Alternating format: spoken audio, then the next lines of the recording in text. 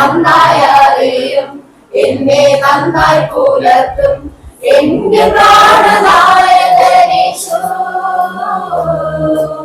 അമ്മയോ മരിക്കുമ്പോൾ അപ്പൻ താലോലിക്കുമ്പോൾ എന്റെ നാഥൻ വഴി നടത്തും.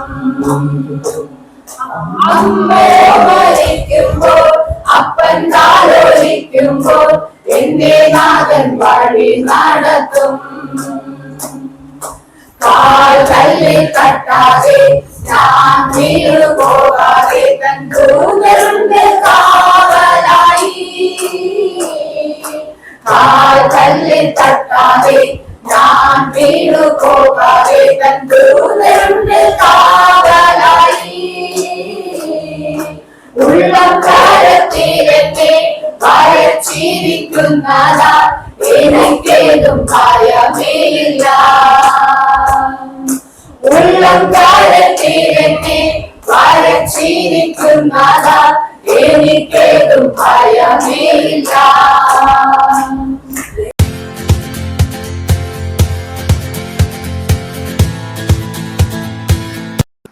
Price the Lord. ദൈവം നാം മഹത്വപ്പെടട്ടെ. കർത്താവായ യേശു ക്രിസ്തു മനുഷ്യനെ ഉണ്ടാക്കി ഏദൻ തോട്ടത്തിൽ കൊണ്ടുവന്ന് വേല ചെയ്യുവാനും കാപ്പാനും ആക്കി.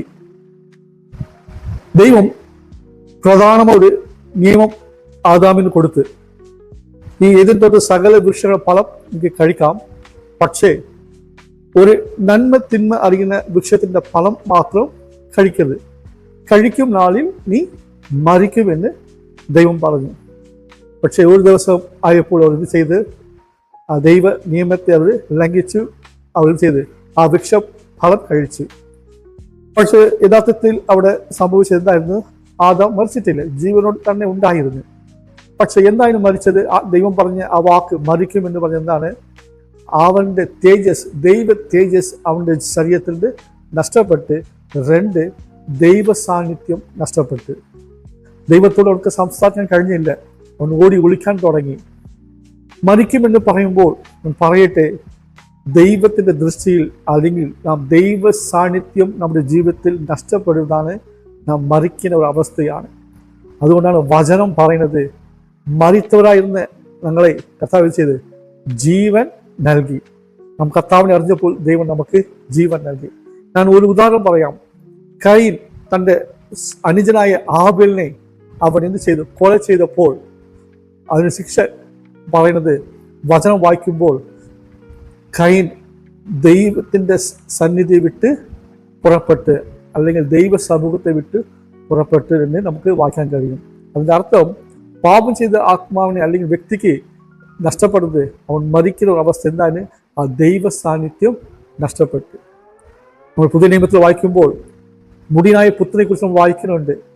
അവിടെ പിതാവ് പറയുന്നുണ്ട്, ആ മുടിയായ പുത്രൻ മാനസാന്തരപ്പെട്ട് അല്ലെങ്കിൽ സുബോധം വന്നപ്പോൾ, മടങ്ങി വന്നപ്പോൾ ആ പിതാവ് പറഞ്ഞ്, എൻ്റെ മകൻ മരിച്ചവനായിരുന്നു, ഇപ്പോൾ വീണ്ടും ജീവിച്ചു, അല്ലെങ്കിൽ വീണ്ടും ജീവിക്കുന്നുണ്ട് എന്ന് പറയുവാനിടയായി. നമ്മളൊക്കെ മരിച്ചവരെന്നെ കർത്താവ് ചെയ്ത് ആ രക്ഷയുടെ പദ്ധതി കർത്താവ് നമുക്ക് ദാനമായി നൽകി. വചനം കർത്താവ് യേശു ക്രിസ്തു വന്നത് നമുക്ക് ജീവൻ നൽകുവാനും ആ ജീവൻ സമൃദ്ധിയിലേക്ക് നൽകുവാനാണ് യേശു ക്രിസ്തു വന്നു.